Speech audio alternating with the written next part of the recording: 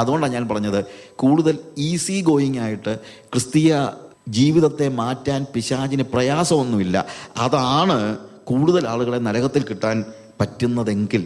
എന്നാൽ അവൻ പീഡനം ഇടയ്ക്കിടയ്ക്കൊക്കെ അഴിച്ചുവിടുന്ന ചോദിച്ചു കഴിഞ്ഞാൽ, ഈ ഗുണ്ടാകളൊക്കെ ചെന്ന് ചന്തയിലുമൊക്കെ ഉള്ള ഗുണ്ടാകളുണ്ടല്ലോ, ഞാൻ ചങ്ങനാശ്ശേരി വളർന്നുകൊണ്ട് എനിക്ക് അവരുമായിട്ടൊക്കെ നല്ല ക്ലോസ് ആയിട്ടെന്ന് എനിക്ക് പരിചയമുള്ള ആളുകൾ ഒത്തിരി ഉണ്ട്.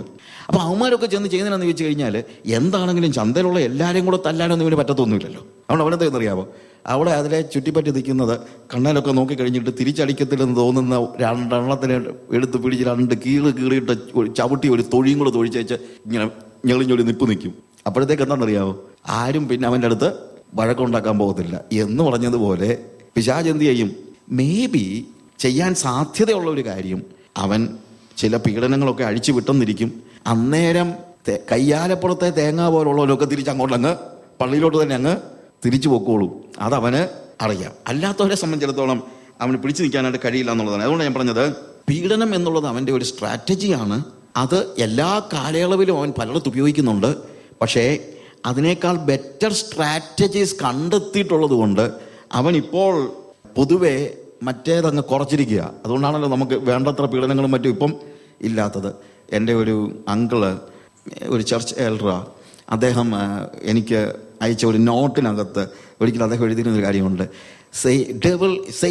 Devil is not persecuting church today, rather he is joining the church എന്ന്. പിശാച് ഈ കാലങ്ങളിലായിട്ട് സഭയെ പീഡിപ്പിക്കുന്നില്ല, പകരം അവനോട് എന്ത് ചെയ്യുകയാണ്, സഭയിലങ്ങ് കയറുകയാണെന്ന്, സഭയിലങ്ങ് ജോയിൻ ചെയ്യുകയാണെന്ന്. ഞാൻ ചിന്തിച്ചു, ശരിയായി ഇപ്പോൾ സംഭവിച്ചിരിക്കുന്നത്. ഇപ്പോൾ എന്താണ്, വേഷം മാറി അവനും കൂടെ എന്ത് ചെയ്യുകയാണ്, അങ്ങ് നമ്മളുടെ കൂട്ടത്തിൽ കൂടിയിരിക്കുന്നതായ ഒരു സ്റ്റേജ്. അതുകൊണ്ടാണ് ഞാൻ അതിൻ്റെ അടുത്ത ആസ്പെക്റ്റിലേക്ക് കടക്കാനായിട്ട് ഉദ്ദേശിക്കുന്നത്. നിങ്ങളുടെ പ്രതിയോഗിയായ പിശാച്, അഡ്വേഴ്സറി എന്നുള്ള വാക്ക് അവിടെ ഉപയോഗിച്ചിരിക്കുന്ന ആൻറ്റിഡോക്കോസ് അല്ലെങ്കിൽ പ്രതിയോഗി, is an opponent in lawsuit. ഇപ്പം നമ്മൾ നിയമപരമായി, അതാണ് വാസ്തവത്തിൽ ഓൾഡ് ടെസ്റ്റമെന്റിൽ ഇപ്പം എന്താ, ദൈവത്തിൻ്റെ സന്നിധിയിൽ പോലും ഇയ്യോബിനെതിരെ ചെന്ന് സംസാരിക്കുന്ന ഒരു ലോസ്യൂട്ട് നടക്കുകയാണെങ്കിൽ പ്രതിയോഗിയായിട്ട് ചെന്ന് നിൽക്കുന്ന ഒരു ഒപ്പോണന്റ് എന്ന നിലയിലാണ് സൈറ്റനെ ഉപയോഗിച്ചിരിക്കുന്നത്. പിശാച് എന്ന് പറയുമ്പോഴത്തേക്ക് ദോഷാരോപണം നടത്തുന്ന ഒരു വഞ്ചകൻ എന്നുള്ള നിലയിലാണ് അവർ ഈ ശത്രു. അതുകൊണ്ടാണ് ഇവൻ of course is an opponent, is powerful, everything is true.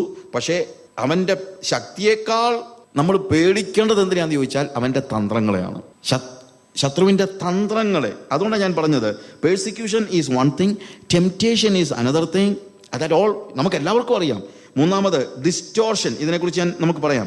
എന്നാൽ ഇവിടെ നിർമ്മതരായിരിപ്പീൻ, കാര്യം നിങ്ങൾക്കൊരു ശത്രുവുണ്ട് എന്ന് പറയുന്നത് പോലെ തന്നെ 1 പത്രോസ് 4-ാം അധ്യായത്തിൽ നമ്മൾ മറ്റൊരു റീസൺ അവിടെ കാണുന്നുണ്ട്, എന്തുകൊണ്ട് നമ്മൾ നിർമ്മതരായിരിക്കണം എന്ന് പറയുന്നതായ 1 പത്രോസ് അതിൻ്റെ 4-ാം അധ്യായത്തിൽ അതിൻ്റെ 7-ാമത്തെ വാക്യത്തിൽ, എന്നാൽ എല്ലാറ്റിൻ്റെയും അവസാനം സമീപിച്ചിരിക്കുന്നു, ആകയാൽ പ്രാർത്ഥനയ്ക്ക് സുബോധമുള്ളവരും നിർമ്മതരും ആയിരിപ്പീൻ. അവിടെയും സോബർ മൈൻഡഡ്, സുബോധമുള്ളവർ, നിർമ്മതരായിരിപ്പീൻ. എന്തുകൊണ്ടാണ്? ഇപ്പം ആദ്യത്തെ റീസൺ പറഞ്ഞു, നമുക്കൊരു എനിമിയുണ്ട്, നമുക്ക് ഒരു ശത്രുവുണ്ട്, ഒരു പ്രതിയോഗിയുണ്ട്. ഞാൻ അതിനെക്കുറിച്ച് പിന്നീട് നമുക്ക് കുറച്ചുകൂടെ പെട്ടെന്ന് ഞാൻ പറയാം. ഒരു പ്രതിയോഗിയുണ്ട് എന്നുള്ളത് ഒരു കാരണമാണെങ്കിൽ, അതേപോലെ തന്നെ നമ്മൾ ഓർക്കേണ്ട മറ്റൊരു കാര്യമാണ്, എല്ലാത്തിൻ്റെയും അവസാനം സമീപിച്ചിരിക്കുന്നു, ആകയാൽ നമ്മുടെ ടൈം തീരുകയാണ്, ആ എല്ലാത്തിൻ്റെയും കാലം തീരുകയാണ്. കാലത്തെക്കുറിച്ചുള്ള ഒരു തിരിച്ചറിവാണ് നമ്മളെ കൂടുതൽ അലേർട്ടാക്കുന്നത്. ഈ കാലഘട്ടത്തെക്കുറിച്ചുള്ള ഒരു തിരിച്ചറിവ് നമുക്ക് പലപ്പോഴും ഉണ്ടാകുന്ന വലിയൊരു പ്രശ്നം ഇതാണ്. 1 തെസ്സലോനിക്കയറിൽ അതിൻ്റെ 5-ാമത്തെ അധ്യായത്തിൽ 1 മുതലുള്ള വാക്യങ്ങൾ വായിക്കുമ്പോൾ, സഹോദരന്മാരെ, കാലങ്ങളെയും സമയങ്ങളെയും കുറിച്ച് നിങ്ങളെ എഴുതി അറിയിപ്പാൻ ആവശ്യമില്ല. കള്ളൻ രാത്രിയിൽ വരുമ്പോൾ കർത്താവിൻ്റെ നാൾ വരുന്നെന്ന് നിങ്ങൾ നന്നായി അറിയുന്നുവല്ലോ. അവർ സമാധാനമെന്നും നിർഭയമെന്നും പറയുമ്പോൾ ഗർഭിണിക്ക് പ്രസവവേദന വരും പോലെ അവർക്ക് പെട്ടെന്ന് നാശം വന്നു ഭവിക്കും. അവർക്ക് തെറ്റിയൊഴിയാവതല്ല. എന്നാൽ സഹോദരന്മാരെ, ആ നാൾ കള്ളൻ എന്നതുപോലെ നിങ്ങളെ പിടിപ്പാൻ നിങ്ങൾ ഇരുട്ടിലുള്ളവരല്ല, നിങ്ങൾ എല്ലാവരും വെളിച്ചത്തിൻ്റെ മക്കളും പകലിൻ്റെ മക്കളുമാകുന്നു. നാം രാത്രിക്കും ഇരുളിനുമുള്ളവർ അല്ല. ഒരു വലിയ പ്രോബ്ലം ഈ കാലയളവിലുള്ളത് കാലങ്ങളെയും സമയങ്ങളെയും കുറിച്ച് അറിവില്ലാത്തതായ ഒരു തലമുറയാണ്. നമ്മളുടെ കഴിഞ്ഞ കാലങ്ങളിൽ മേ ബി ഒരു 25 years or 30 years അല്ലെങ്കിൽ 50 years മുമ്പ്, ഒരു 50 വർഷം മുമ്പ് പോട്ടെ, അല്ലെങ്കിൽ ഞാൻ വിശ്വാസത്തിലൊക്കെ വരുന്ന സമയത്ത് ഏറ്റവും കൂടുതൽ ആളുകൾ പറഞ്ഞുകൊണ്ടിരുന്നത് യേശുവിൻ്റെ വരവിനെ കുറിച്ചാണ്. കർത്താവിൻ്റെ വരവിൻ്റെ ലക്ഷണങ്ങളൊക്കെ പഠിച്ച് കാണാതെ പഠിക്കുന്നതിനെ കുറിച്ചൊന്നുമല്ല ഞാൻ പറഞ്ഞത്. ആ പ്രത്യാശ ഇന്ന് വാസം പറഞ്ഞു കഴിഞ്ഞാൽ നമ്മൾ എത്ര പേർക്ക് സിൻസിയറായിട്ട് നമ്മൾ പറയണം, ഒരു ചർച്ചിൽ എത്ര പേര് സിൻസിയറായിട്ട് ഒരു ദിവസം പ്രാർത്ഥിക്കുന്നുണ്ട്, കർത്താവേ നീ എന്നാ വരുന്നത്? സിൻസിയറായിട്ട് 1% പോലും കാണത്തില്ലെന്ന് നിങ്ങൾ ചിന്തിച്ചാൽ മനസ്സിലാകും. കർത്താവ് വരുന്നേ വന്നോട്ടെന്നാണ് നമ്മൾ ഇപ്പോഴത്തെ ചിന്ത. വരരുതെന്ന് പ്രാർത്ഥിക്കുന്നവർ വരെ ഉണ്ട്, അത് വേറെ കാര്യം. ഇതെല്ലാം കൂട്ടി വെച്ചിട്ട് പിന്നെ ഇത് ആർക്കാകുമെന്ന് ചോദിച്ചാൽ ഇപ്പോൾ വരരുതെന്നല്ല അതിൻ്റെ അർത്ഥം, റൈറ്റ്? പക്ഷേ കർത്താവിൻ്റെ വരവിന് വേണ്ടിയുള്ള ആ ഒരു പ്രത്യാശ, അതിനുവേണ്ടിയുള്ള വലിയ ആകാംക്ഷ, പ്രത്യാശയോടെയുള്ള കാത്തിരിപ്പും 2 രീതിയിലുണ്ട്. ഒന്ന് അക്ഷമയോടെയുള്ള കാത്തിരിപ്പുണ്ട്, 2 പ്രത്യാശയോടെയുള്ള കാത്തിരിപ്പുണ്ട്. അക്ഷമയോടെയുള്ള കാത്തിരിപ്പ് എന്ന് പറഞ്ഞു കഴിഞ്ഞാൽ ഇവിടുന്ന് രക്ഷപ്പെടാൻ വേണ്ടിയുള്ള ഒരു കാത്തിരിപ്പിനാണ് നമ്മൾ വാസം പറഞ്ഞു കഴിഞ്ഞാൽ അക്ഷമയോടെയുള്ള കാത്തിരിപ്പ് എന്ന് പറയുന്നത്. കാര്യം എൻ്റെ ബ്രദറെ, അത് പണ്ടുകൊണ്ടായിരുന്നു അങ്ങനെയുള്ള ആളുകൾ. എങ്ങനെയാ ഈ ലോകത്ത് ജീവിക്കുന്നത്?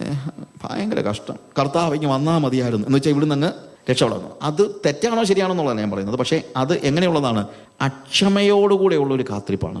പക്ഷേ കർത്താവിൻ്റെ വരവിന് വേണ്ടി നമ്മൾ അക്ഷമയോടെയല്ല, ക്ഷമയോടെയാണ് കാത്തിരിക്കേണ്ടത്. ക്ഷമയോടെ എന്ന് മാത്രമല്ല, അവിടെ ഉപയോഗിച്ചിരിക്കുന്ന വാക്ക് പ്രത്യാശയോടുകൂടെയാണ്. എന്താണ് പ്രത്യാശ? അവൻ്റെ പൊന്മുഖം കാണുവാനുള്ള പ്രതീക്ഷയോടെ ഉള്ള കാത്തിരിപ്പാണ്. എങ്ങനെയുള്ള കാത്തിരിപ്പ്? പ്രത്യാശയോടുള്ള കാത്തിരിപ്പ്. യേശുവിൻ്റെ പൊന്മുഖം കാണുവാനുള്ള പ്രത്യാശ എന്നൊക്കെ പറയുന്നത് നമ്മൾ വാക്കുകളിലല്ലാതെ ഹൃദയത്തിൻ്റെ അകത്തെ കൊണ്ടുവന്ന് നിങ്ങൾ തന്നെ ഒന്ന് ആലോചിച്ച് നോക്ക്. നമ്മൾ ഓരോരുത്തരും ഒന്ന് ആലോചിച്ച് നോക്കിയേ, നമ്മൾ എത്രത്തോളം യേശുവിനോട് അത്രയ്ക്ക് അങ്ങ് പൊസസീവായിട്ട് എനിക്ക് എൻ്റെ യേശുവിനെ കാണണം, എനിക്ക് യേശുവിനെ കണ്ടാൽ മതി. പാട്ട് പാടുമ്പോൾ എന്തെല്ലാം കള്ളത്തരം നമ്മൾ പറയുന്നു. എനിക്ക് എൻ്റെ യേശുവിനെ കണ്ടാൽ മതി എന്നൊക്കെ നമ്മൾ പാട്ട് പാടും. AW ടോസർ പറഞ്ഞ വാക്ക് ഞാൻ ഒത്തിരി അടുത്ത് പറഞ്ഞിട്ടുണ്ട്. ക്രിസ്ത്യാനികൾ കള്ളം പറയുന്നതിനേക്കാൾ കൂടുതൽ പാടുകയാണെന്ന്. കാര്യം പാടുന്ന പാട്ടൊന്നും ഇവരെന്ത് ചെയ്തുകൊണ്ടല്ല, ഓർത്തുകൊണ്ടല്ല പാടുന്നത്. അതല്ല ഞാൻ ഉദ്ദേശിക്കുന്നത്. യേശുവിൻ്റെ വരവിനെ കുറിച്ചുള്ള ഒരു പ്രത്യാശ, അവൻ്റെ വരവ് സമീപസ്ഥമായിരിക്കുന്നു എന്നുള്ള ഒരു തിരിച്ചറിവ്, ആ വരവിങ്കൽ അതിനുവേണ്ടിയുള്ള ഒരു ഒരുക്കം, എന്നെ തന്നെ ഒരുക്കുന്ന ഒരു ഒരുക്കം. ഇന്നത്തെ ഒരു വലിയ പ്രശ്നം എന്താണ്? അവർ സമാധാനമെന്നും നിർഭയമെന്നും പറയുമ്പോൾ, അതാണ് അതിനകത്തെ വ്യത്യാസം. ഇന്ന് യേശു ക്രിസ്തു ഇന്ന് വരാൻ സാധ്യതയുണ്ടെന്ന് 100% വിശ്വസിക്കുന്നവരുടെ നമ്പർ സഭകളിൽ 1% കാണത്തില്ലെന്ന് ഞാൻ പറഞ്ഞാൽ, ഇന്ന് എപ്പോഴും ഇന്ന് എന്ന നിലയിൽ ജീവിക്കാനാണ് കർത്താവ് നമ്മളെക്കുറിച്ച് ഉദ്ദേശിക്കുന്നത്. സാധാരണ ഞാൻ പറയാറുണ്ട്, ഈ പോസിറ്റീവ് തിങ്കിങ്ങിനകത്ത് ആളുകളെ പഠിപ്പിക്കുമ്പോഴത്തേക്ക് പറയും, consider this day as the first day of the rest of your life. ഇന്ന് ഈ ദിവസം നിങ്ങളുടെ ഇനി വരാനുള്ള ദീർഘവർഷങ്ങളുടെ ആദ്യത്തെ ദിവസം എന്നതുപോലെ ജീവിക്കുക. പക്ഷെ ഞാൻ പറയുന്നത്, അല്ലെങ്കിൽ വേദപുസ്തകം പഠിച്ചാൽ നമുക്ക് മനസ്സിലാകുന്ന നേരെ തിരിച്ചാണ്. Consider this day as the last day of your life. നിങ്ങളുടെ ജീവിതത്തിൻ്റെ അവസാനത്തെ ദിവസമാണ് ഇന്നത്തെ ദിവസം എന്നതുപോലെ ജീവിക്കാൻ പഠിക്കണം. ഇത് നിങ്ങളുടെ അവസാനത്തെ ദിവസം. നാളെ കാണുമായിരിക്കും, എനിക്കറിയില്ല. കർത്താവ് 2015 വരുമോ, 16 വരുമോ, 2056 വരുമോ എന്നുള്ളത് എനിക്ക് വിഷയമല്ല. പക്ഷെ ഞാൻ ജീവിക്കുന്നത് ഇന്ന്. എൻ്റെ ജീവിതത്തിൻ്റെ ഒടുവിലത്തെ ദിവസമാണെങ്കിൽ ഞാൻ എങ്ങനെ ജീവിക്കും? അതാണ് പ്രത്യാശയോടുകൂടിയുള്ള ഒരു ജീവിതം. എനിക്ക് എൻ്റെ യേശുവിനെ കാണാൻ അതിയായ മോഹമുണ്ട്, എനിക്ക് ആഗ്രഹമുണ്ട്. അവൻ്റെ പൊന്മുഖം കാണാനുള്ള വലിയ മോഹം എനിക്കുണ്ട്. അത് തന്നെയല്ല, എൻ്റെ എക്സിസ്റ്റൻസ് ഞാൻ ഇത്രയും കാലം കണ്ടിരുന്നത് വേറെ എങ്ങും അല്ലല്ലോ.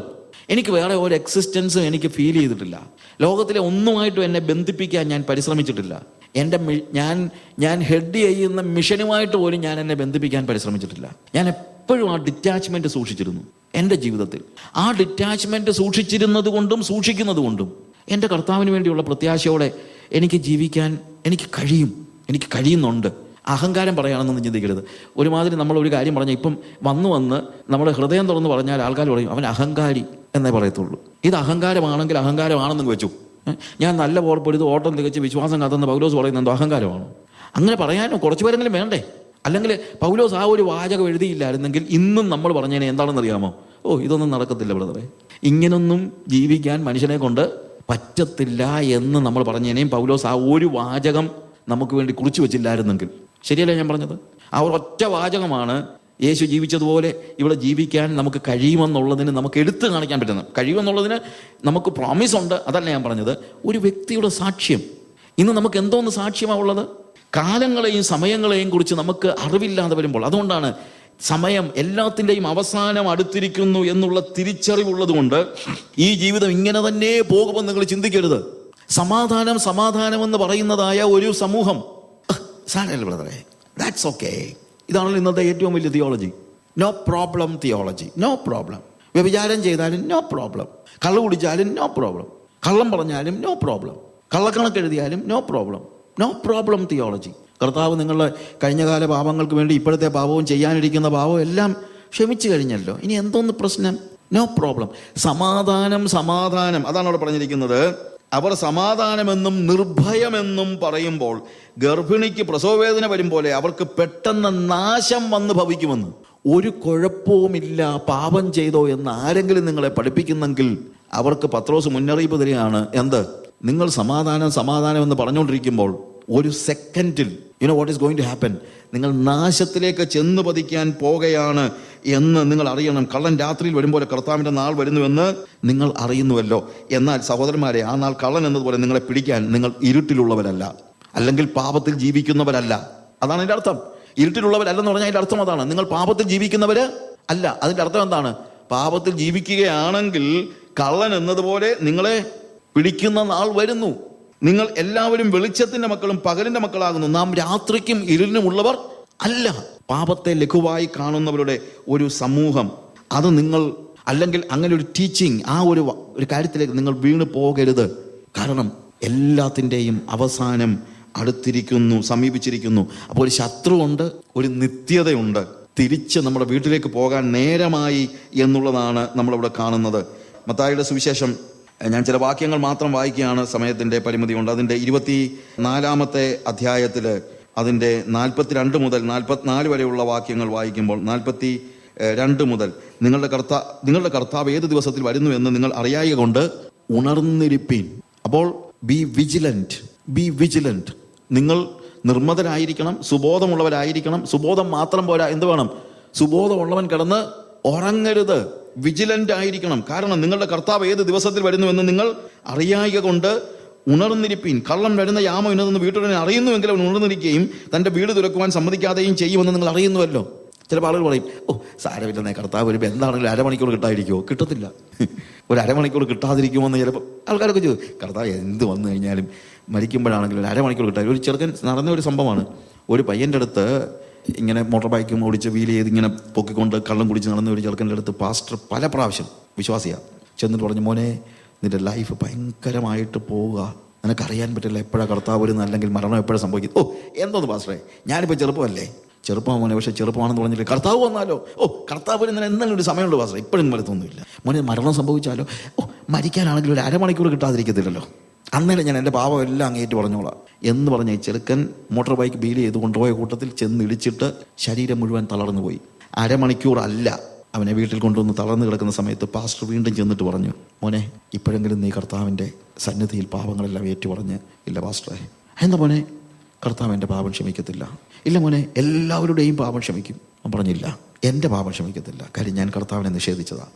അവനിൽ നിന്ന് കർത്താവ് പാപം ക്ഷമിക്കുമെന്ന് വിശ്വസിക്കാനുള്ള ആ എബിലിറ്റി നഷ്ടപ്പെട്ടു പോയി.